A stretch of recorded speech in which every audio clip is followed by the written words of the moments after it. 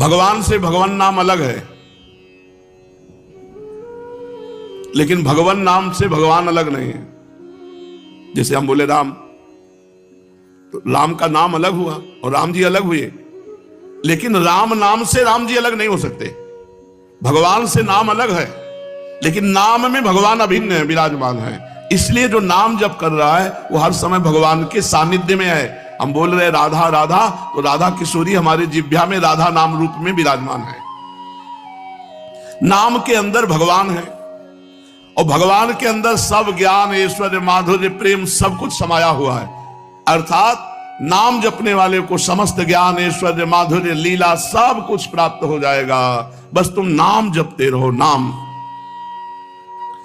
गोस्वामी जी की ये चौपाई तो सबने सुनी होगी। नाम लेत भव सिंधु सुखाही, करहु विचार सुजन मन माही। ऐ सुजन, ऐ सुंदर जानकार, ये बात मेरी जान लो कि नाम लेते ही भव समुद्र सूख जाता है। अब विचार करो कौन सा साधन श्रेष्ठ। नाम लेते ही भव समुद्र से पार होने की बात जाने दो, सूख जाता है। पूज्य पादुड़िया बाबा जी कहते हैं ये चौपाई तो सब लोग गाते सुनते हैं, पर क्या मां तो समझ पा रहे हैं कि चौपाई क्या कह रही है? कि नाम से बढ़कर कुछ नहीं है, निरंतर नाम जप करो। पर कौन नाम जप करता है? कोई बिरला ही। भगवान तो अनंत सौंदर्य की खान है, उनकी ओर मन नहीं जाता। क्यों? क्योंकि तुम नाम जप नहीं करते। नाम जप करो, फिर देखो तुम्हारा मन भगवान के अनंत सौंदर्य में पहुंच जाएगा। अपना पुरुषार्थ केवल इस बात का है कि हम नाम जप करें। भगवत कृपा इसी बात की है कि तुम्हारे में नाम जप करने की रुचि हो जाए। ऋषियों ने समस्त साधनों को शोध करके उनका सारांश निकाला। ऋषियों ने समस्त शास्त्रों के साधनों को शोध करके सारांश निकाला। जगत चिंतन छोड़कर भगवत चिंतन करना ही सब साधनों का निचोड़ है। चाहे योग हो, चाहे ज्ञान हो, चाहे भक्ति हो, चाहे कर्म योग हो। संसार का चिंतन छूट जाए और भगवत चिंतन हो, यही सब साधनों का फल है। जगत चिंतन देहाशक्ति, भगवत चिंतन भगवदाशक्ति। भगवत चिंतन करने से ये देह भी दिव्य हो जाता है, देह भी दिव्य हो जाता है। सर्वदा जो भगवान का चिंतन करते रहते हैं, भगवान नाम की रट लगा देते हैं, कलयुग स्पर्श नहीं करता ऐसे साधकों का। नहीं तो कलयुग के स्पर्श मात्र से बुद्धि भ्रष्ट हो जाती है। कलयुग कर्म न धर्म विवेकु, राम नाम अवलंबने को। कलयुग में धर्म कर्म सब विशेष फलदायी नहीं रह गए, केवल भगवान नाम। कलयुग केवल नाम आधारा, सुमिर सुमिर नर उतरे। केवल भगवान नाम। जो जितना अधिक नाम जप करेगा उतना ही अधिक उसे आनंद की अनुभूति होगी। पहले पाप नष्ट हो जाए। पापों का नाश होने के बाद आनंद मिलता है। इसलिए जब तक नाम जप में तुम्हें आनंद ना मिले तो समझो नाम तुम्हारे पापों को भस्म कर रहा है। जिस दिन पाप नष्ट हो गए उस दिन आनंद में डूब जाओगे। बिना भगवान शंकर की कृपा के हरि नाम में प्रीति नहीं होती, हरि चरणों में प्रीति नहीं होती। अगर किसी की हरि चरणों में प्रीति है तो देवाधिदेव महाशंकर ने की आराधना हुई है पीछे। बड़े बड़े महापुरुषों के जीवन चरित्र में पाया गया कि उस शिव आराधन में तत्पर रहे। पूज्य राधा बाबा, नरसिंह मेहता जी, बड़े बड़े महापुरुषों को भगवान शंकर की कृपा से, हरि भक्ति की कृपा से धाम नाम में प्रेम, राधा नाम में प्रेम, राधा धाम में प्रेम। तो जिसको हरिनाम में प्रीति ना हो रही वो भगवान शंकर से प्रार्थना करे, भगवान शंकर की आराधना करे, निश्चित हरिनाम भक्ति उसके हृदय में जागृत हो जाएगी। नाम जागृत हो जाएगा, हरि भक्ति जागृत हो जाएगी। अयोध्या वासियों से भगवान श्री राम बैठाल करके हाथ जोड़ के कहते हैं, और एक गुपुत मत सब ही कहो कर जोरी, शंकर भजन बिना नर भगति न पावई मोरी, जा पर कृपा न करही पुरारी, सो न पाव मुनि भगति हमारी। शिवद्रोही ममदास कहावा, सो नर मोही सपने हूं नहीं भावा। भगवान श्री राम जी के। हे अयोध्यावासियों, मैं हाथ जोड़कर सबसे प्रार्थना करता हूं, एक अपने मन की गुप्त बात कहता हूं। भगवान शंकर के भजन के बिना कोई मेरी भक्ति नहीं प्राप्त कर सकता। अगर कोई भगवान शंकर से द्रोह करे और मेरा दास कहलाए तो स्वप्न में भी मुझे वो अच्छा नहीं लगता। जिस पर भगवान त्रिपुरारी महादेव जी की कृपा नहीं होती वो मेरी भक्ति को प्राप्त नहीं होता। इसलिए बाबा भी कह रहे हैं, यदि हरि भक्ति हरि नाम में प्रीति ना हो रही हो तो शंकर जी को एक लोटा जल चढ़ा दिया करो। हर हर महादेव। वो एक चुल्लू जल से, एक बिल्व पत्र से, एक ककौड़ा धाक और धतूर का फल, इतने से ही वो प्रसन्न हो जाते हैं। बड़े औधर दानी हैं, बड़े आशुतोष हैं। जिस व्यक्ति का जिस मंत्र में गुरुदेव ने प्रवेश दिया हो उसी मंत्र का जप करना चाहिए। अन्य जगह से पढ़े लिखे के मंत्र जपने से सिद्धि नहीं होती, गुरु के श्रीमुख से कान में सुनने से होती। जो दूसरों की संपत्ति का त्याग करता है, पर स्त्री का दूषित भाव से चिंतन करना त्याग करता है, यथालाभ संतुष्ट रहता है, उसमें बहुत जल्दी नाम जप स्फुरित हो जाता है। मानो ये बात करें कि नाम जप करते हुए यदि नाम जप में प्रीति नहीं हो रही तो ये स्थान देख लो। दूसरे की संपत्ति का अपहरण करना, दूसरे की स्त्री के प्रति दोष दृष्टि रखना, कामादि भाव, पर निंदा, वैष्णव अपराध, अपवित्र भोजन, अगर इनका त्याग हो जाए तो बहुत जल्दी नाम में रुचि हो। यही जहां दोष हो जाते हैं तो भजन फिर रुचि नहीं रह जाती। तो भजन ऐसे जैसे सूर्य तो है पर कोहरा ढक गया, प्रकाश नहीं हो रहा, तो फिर भजन का प्रकाश नहीं होता। पराई माता बहनों की तरफ काम दृष्टि, अपवित्र भोजन का त्याग, वैष्णव निंदा पर निंदा का त्याग, पराई माता बहनों की तरफ अगर हमारी दृष्टि रहेगी काम की तो हमारे भजन में रुचि नहीं होगी। भजन चाहे घंटा 2 घंटा करो, वृत्ति वहीं पहुंच जाएगी। सदगुरु की कृपा से यदि ये परहेज करते हुए नाम जप किया जाए, सदगुरु प्रदत्त मंत्र नाम, तो बहुत जल्दी सिद्ध हो जाएगा। वो सिद्ध का तात्पर्य होता है बिना प्रयास के निरंतर भजन चलना। सदगुरु जो बात बता दें बस उस बात में कभी संशय मत करना, उसको पकड़ लो, पार हो जाओगे। जब कोई अधिक जप करने लगता है तो जप हृदय से उसकी नस नाड़ियों में और फिर रोम रोम में, फिर जहां बैठता है जिस जगह वहां परमाणु छा जाते हैं। विचारवान नहीं होता, विचारवान कभी प्रेमी नहीं होता। प्रेम में विचार, शर्त, सौदेबाजी, अनुकूलता ये सब नहीं होती, ये नहीं होती। प्रेम एकाकी, अपनी तरफ से प्यारे को।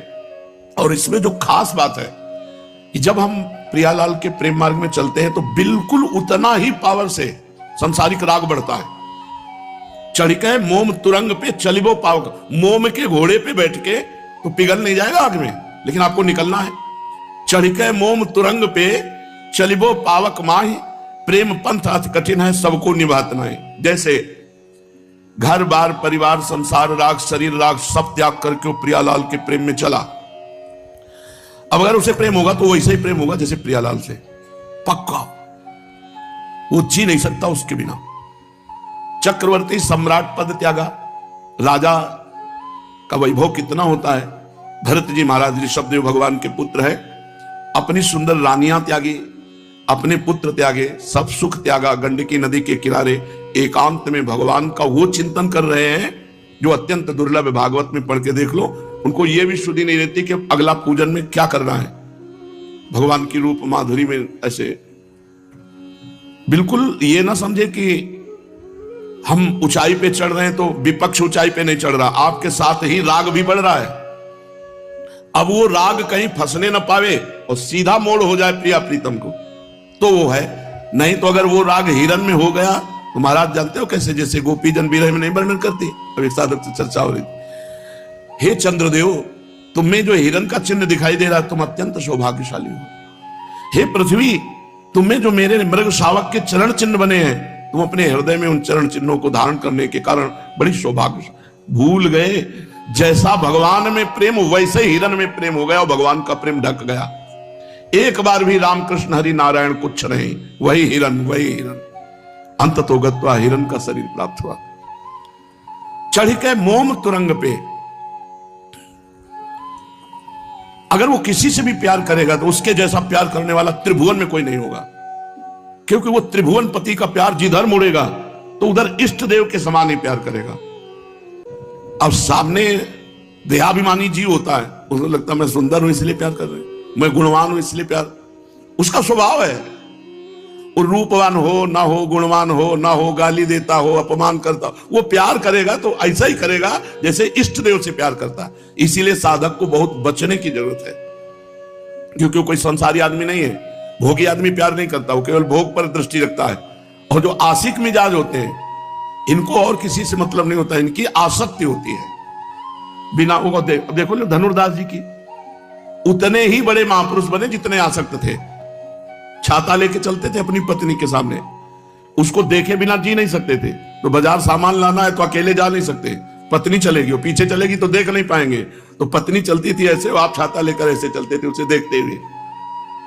आचार्य चरण के पास सूचना पहुंची तो बोले तो बहुत काम का आदमी, पूरा समिटा हुआ है, पत्नी में आसक्त है, बस मोड़ दे देना है हरि की तरफ।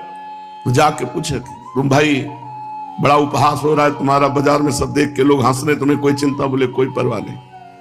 तो बोले ऐसे क्यों चल रहे उल्टा छाता लेके? तो उनका मैं जी नहीं सकता इसके रूप के बिना। मतलब कोई प्रेमी हृदय ये बातें जानता है और तो विनोद में ले लिया जाएगा, लेकिन कोई आशिक मिजाज जो वास्तविक प्रेमी है वो जानता मैं जी नहीं सकता। तो उनका रूप में आसक्त हो, बस इतनी बात है ना। अगर इससे अच्छा रूप हो तो उनका हो ही नहीं सकता। ऐसा कैसे? जे ही रंगनाथ जी सामने छूट गया छाता, छूट गई पत्नी, और बहुत बड़े महापुरुष हुए भगवान श्री रंगनाथ जी के परम भक्त धनुर्दास जी महाराज उनका नाम हुआ। गोस्वामी जी जगह जगह से अपमान तिरस्कार पाया हुआ हृदय, और जब पत्नी आई रत्नावली जी, अपार प्रेम, पूरा का पूरा भगवत प्रेम उनके ऊपर टूट पड़ा। ब्याह के बाद कभी विदा नहीं किया, कहते थे मैं जी नहीं पाऊंगा। काम भाव नहीं था, प्रेम भाव और काम भाव में अलग। काम भाव में वो अपनी क्रिया की ओर तृप्त हो गया, उदासीन हो गया। प्रेमी केवल आसक्ति की, रोम रोम में उसकी आसक्ति होती है। वो प्रेम बड़ा विचित्र कोटि का होता है। किसी गृह कार्य के लिए गए हुए थे, इतने में उनके पत्नी के भाई आए। गंगा पार ही ससुराल थी, राजापुर गंगा के उस पार, इस पार ससुराल। पत्नी ने कहा वो काम के लिए गए, चलो घर चलते थे, तो जाने नहीं देंगे। जो ही घर आए वो कहा पत्नी, बोले वो तो मायके गई, शाम के समय था, रात्रि कैसे कैसे, और छत से आंगन में। तो उनकी पत्नी ने देखा और कहा धिक्कार है तुम्हें, जितना तुम चाम से प्यार करते हो इतना राम से प्यार करते तुम महान हो जाते। बस मानो भगवान ने उस वचन से आसक्ति का मोड़ दे दिया। गोस्वामी जी दोबारा लौट के नहीं है, क्योंकि आशिक हृदय है ना, इसको चोट भी बहुत छोटी सी कंकड़ी भी बहुत पहाड़ की तरह लगेगी। प्रारंभ किया, पहली बात तो जो भगवान का आशिक है उसे कोई घसीट नहीं सकता। अगर घसीट ले तो उसे गिरा नहीं सकता, और अगर गिरा भी तो प्रीतम की गोद में होगा। अब उसका पतन नहीं हो सकता, पतन नहीं हो सकता। गोस्वामी जी इतने महान रघुनाथ जी के भक्त और इतने वैराग्यवान, कहीं पूरी जिंदगी में कभी कोई अन्य आसक्ति नहीं देखी गई। एक भरोसो, एक बल, एक आस विश्वास, एक राम घनश्याम हित, चातक तुलसीदास, चातक की तरह भगवान श्री राम से प्रेम किया। तो ये जो आसक्ति हृदय में उत्पन्न होती, बड़ी सुरक्षा की आवश्यकता है, बाढ़ की आवश्यकता है, संत सदगुरुदेव की नजर की आवश्यकता है। नहीं तो आशिक मिजाज वो जहां थोड़ा सा आह्लाद आया वो संसार की तरफ भटक जाएगा। साधक को आनंद के समय उदासीन रहना चाहिए। जब हृदय में भगवदानंद की स्फूर्ति हो रही हो तो उदासीनता होनी चाहिए। बहुत ही सुकोमल हृदय हो जाता है, बहुत ही। कोई झूठ से उससे कह दे हम आपके बिना जी नहीं सकते, आप चले गए तो हम कैसे रहेंगे, और इतनी गंभीरता से इस बात को लेता है कि वैसे तो नहीं, अगर हम चले भी गए तो श्री जी तुम्हारे साथ रहेंगे। अंदर से संकल्प क्या बना, हम चले गए तो श्री जी तुम्हारे साथ रहेंगे। श्री जी से साथ दिला दे, तुम्हें पता नहीं चला, अब तुम्हारी पूरी बागडोर श्री जी के हाथ में पहुंच गई। संतों का हृदय एकदम, कहा तो गोस्वामी जी ने कि मक्खन के समान होता है, लेकिन कहा कविन पर कहे न जाना, क्योंकि निज परिताप द्रवै नवनीता और पर दुख द्रवै सो संत पुनीता। जो दूसरे के दुख को देखकर द्रवित हो जाए वही संत। तो ये जो साधुता का मार्ग है, पूरा निर्वाह करना बहुत कठिन है, क्योंकि पता नहीं जीवन की मोड़ पर कौन आकर के बोल दे कि मैं आपको बहुत प्यार करता हूं, उसका आशिक मिजाज स्वीकार कर ले कि हाँ ये प्यार करता हूं, मर गया पूरा। क्योंकि वो मोड़ पूरा होगा, अधूरा जीवन रहा नहीं है, अनन्य जीवन रहा है। तो अगर वो एक प्यार करेगा तो पूरा राम जी की तरह अनन्य होके करेगा, जैसे हिरन में भरत जी ने किया, पुरंजन ने पुरंजनी से किया, पूरा मतलब अष्ट प्रहर सेवा पूरी। कोई समझ नहीं सकता, नहीं समझ सकता, नहीं समझ सकता। हो सकता है तुम्हें देख के लगे कि बहुत नीच इंसान है, इस रूप में इतना गिरा हुआ। वो गिरा हुआ नहीं है, वो इतना आसक्त चित्त है कि उसकी महानता को तुम जान ही नहीं सकते हो। एक संत का रिक्शा में बैठा पति पत्नी जा रहे थे, पत्नी की तरफ उसकी और पीछे रिक्शा के लगे। पति धार्मिक प्रवृत्ति का था, वो बिल्कुल ऐसे जैसे बछड़ा गाय के पीछे लगा हो। रिक्शा रुकवाया, क्या बात है, आप पीछे क्यों दौड़ रहे? तो कुछ नहीं, आप जाइए।